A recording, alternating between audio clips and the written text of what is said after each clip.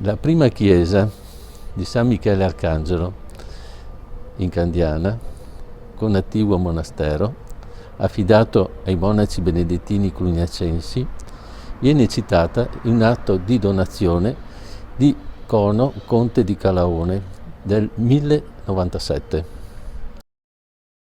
Cono di Calaone stabilì inoltre che il monastero entrasse in possesso di molte terre e valli da bonificare in Ponte Longo, Ponte Casale, Terrassa, Arre, Candiana e Cona, alla sua morte e alla morte della moglie Berta, avvenuta nel 1105. In origine il monastero era soggetto a quello benedettino di San Pietro di Modena.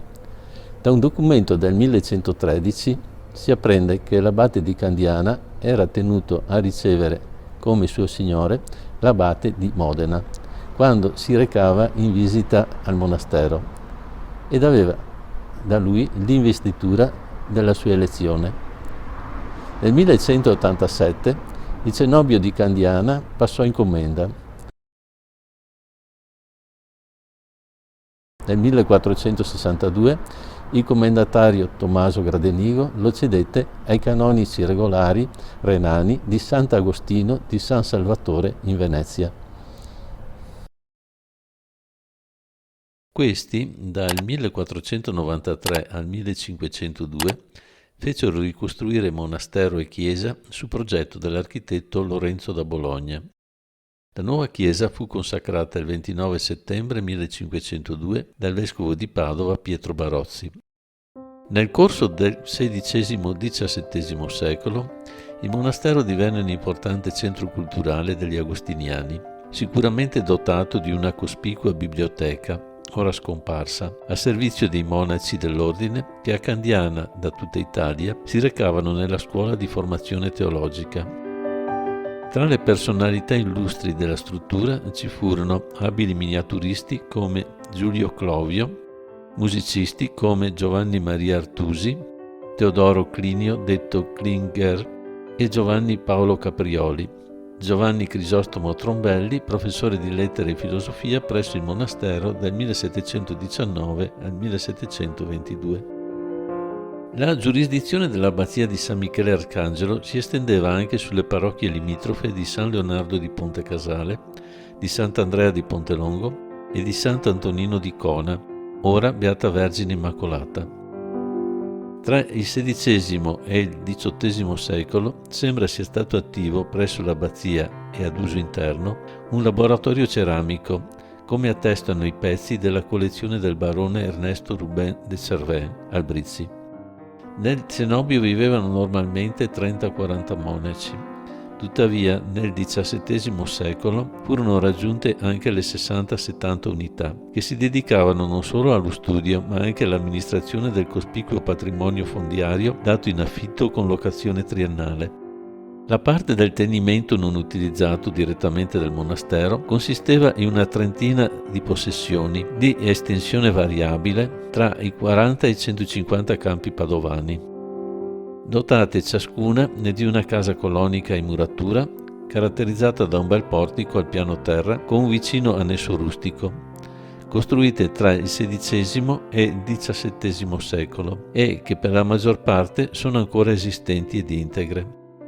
Complessivamente la proprietà agraria della struttura monastica ammontava a più di 3.000 campi padovani. Annesso al monastero c'era un brolo di 30 campi, adibito ad orto e frutteto ad uso dei monaci, recintato da mura ancora oggi visibili. A mezzogiorno del brolo un'ampia estensione di terreno era destinata a prato e pascolo per gli animali dell'abbazia, che erano accuditi da salariati che risiedevano nel complesso. Datato 31 luglio 1783, però ci fu il decreto di soppressione del monastero di Candiana da parte della Repubblica di Venezia. La tenuta fu posta all'asta, suddivisa in 5 lotti o prese. Il lotto più consistente, che comprendeva chiesa, monastero e annessi, fu aggiudicato alla famiglia del patriziato veneto degli Albrizzi. Gli acquirenti Albrizzi, con il ius patronato sulla chiesa, erano obbligati alla manutenzione della stessa, del campanile e della canonica e al pagamento del parroco da loro nominato.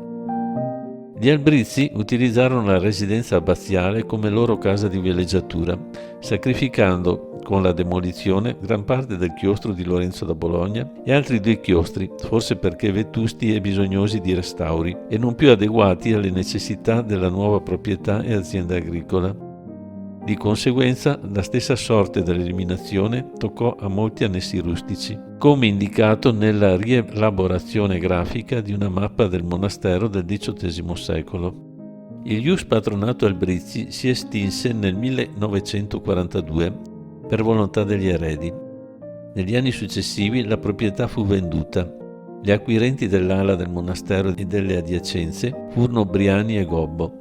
Negli anni '80 del secolo scorso, i Briani decisero di vendere a lotti il complesso. Successivamente una parte in continuità con la canonica attuale a fianco della chiesa fu acquistata dalla diocesi di Padova per farne una casa famiglia, ma una porzione è rimasta ai privati non intenzionati a cederla.